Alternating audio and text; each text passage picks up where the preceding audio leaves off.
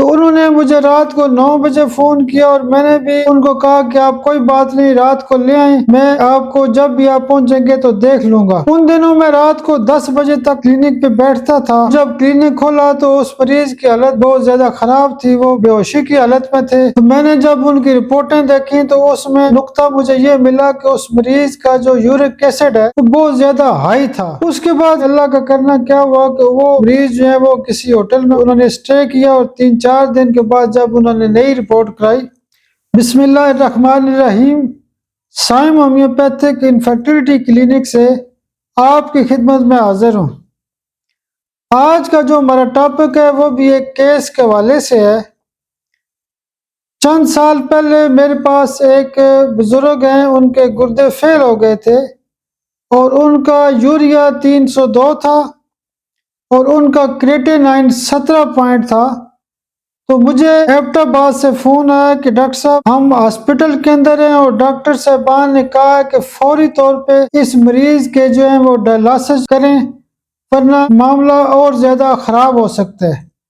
تو وہاں پہ میرا کوئی بندہ جاننے والا تھا، وہ وہاں پہ جب گیا تو انہوں نے لوائقین سے بات کی کہ ڈائلسس ہم ضرور کرائیں گے، لیکن ایک کوشش کرتے ہیں کہ اللہ پاک کرم کرے کہ اس مریض کی بچت ہو جائے۔ وہ مریض بے ہوشی کی حالت میں تھا اور انہوں نے جب مجھے فون پہ بات کی، میں نے کہا جی آپ اللہ کا نام لے کے آ جائیں، ایک کوشش کرتے ہیں کہ مریض کو شفا ہو جائے۔ تو انہوں نے مجھے رات کو 9 بجے فون کیا اور میں نے بھی ان کو کہا کہ آپ کوئی بات نہیں، رات کو لے آئیں، میں آپ کو جب بھی آپ پہنچیں گے تو دیکھ لوں گا۔ ان دنوں میں رات کو 10 بجے تک کلینک پہ بیٹھتا تھا۔ آج کل تو خیر میرے کلینک کی جو ٹائمنگ ہے صبح 11:30 سے لے کے شام 6:30 بجے تک ہوتی ہے، لیکن اس وقت یہ ہوا کہ میں بھی گھر چلا گیا تو میں نے کہا بھی فون کریں گے تو میں مریض کو دیکھ لوں گا، لیکن وہ چونکہ ایک کیفیت مریض کی ایسی تھی کہ وہ رات کو 3 بجے میرے پاس پہنچے۔ میں نے گارڈ کو کہہ کے کلینک کھلوایا اور جب کلینک کھولا تو اس مریض کی حالت بہت زیادہ خراب تھی، وہ بے ہوشی کی حالت میں تھے۔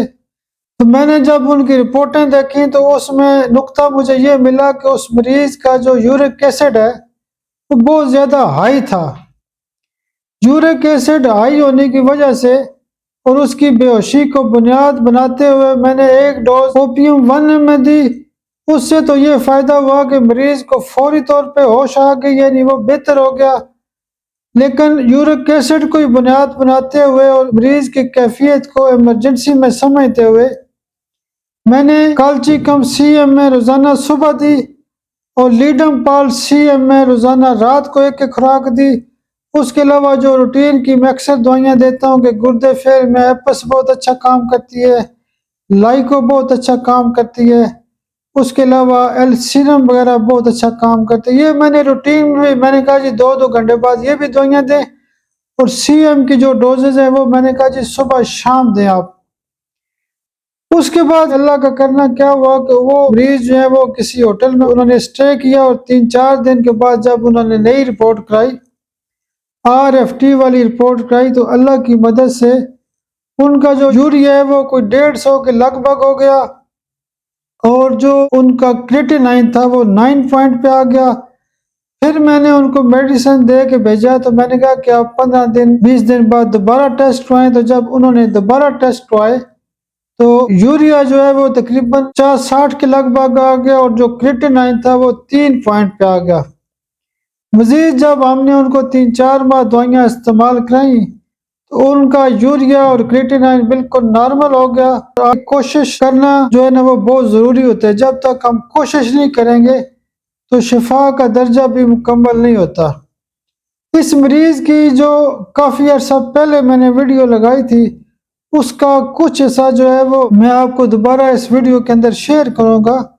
آپ میرے لیے دعا بھی کیا کریں۔ بہت شکریہ، بہت شکریہ، بہت شکریہ۔